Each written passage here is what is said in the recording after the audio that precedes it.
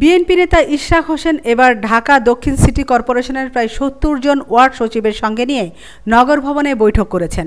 গতকাল দুপুরে শপথ না নিয়েই নিজেকে মেয়র দাবি করা এই নেতা ঢাকা দক্ষিণ সিটির প্রধান কার্যালয় নগর ভবনের নিচতলায় একটি মিলনায়তনে সভা করেন। শপথ গ্রহণের জন্য তারা তালবাহানা করতেছে। এজন্য আমরা যতদিন আমাদের এই শপথ গ্রহণ না করাবে ততদিন আমরা শান্তিপূর্ণভাবে আন্দোলন চালিয়ে যাব, এটাই আমাদের অঙ্গীকার। আমাদের জনতার মেয়র জনাব ইশরাক হোসেন ঢাকাবাসীকে নিয়ে সে চিন্তা ভাবনা করবে, আলোচনা করবে, আমরা সিদ্ধান্ত একটা নিবে, তখনই আমরা তার সিদ্ধান্ত মোতাবেক আমরা ঢাকাবাসী পরবর্তী প্রোগ্রাম কী করা যায়, কর্মসূচি কী করা যায় সেই ব্যাপারে সিদ্ধান্ত নেব। এই সভায় ঢাকা দক্ষিণ সিটির 10 প্রশাসনিক অঞ্চলের কর্মকর্তারাও উপস্থিত ছিলেন।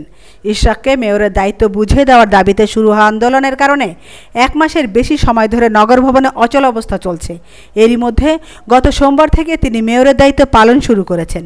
সেদিন নগর ভবন মিলনায়তনে প্রায় 70 জন পরিচ্ছন্নতা পরিদর্শকের সঙ্গে বৈঠক করে ডেঙ্গু পরিস্থিতি মোকাবেলায় বিভিন্ন নির্দেশনা দিয়েছেন তিনি।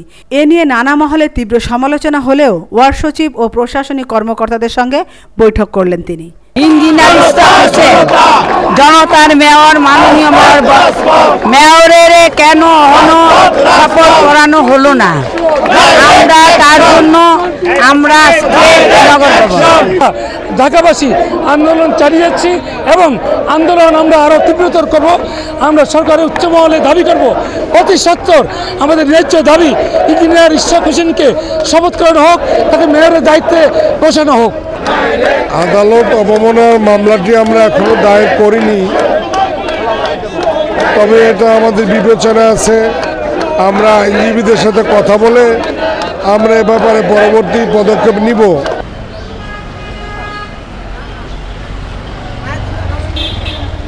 আমিনা ইসলাম, আজকের সংবাদ।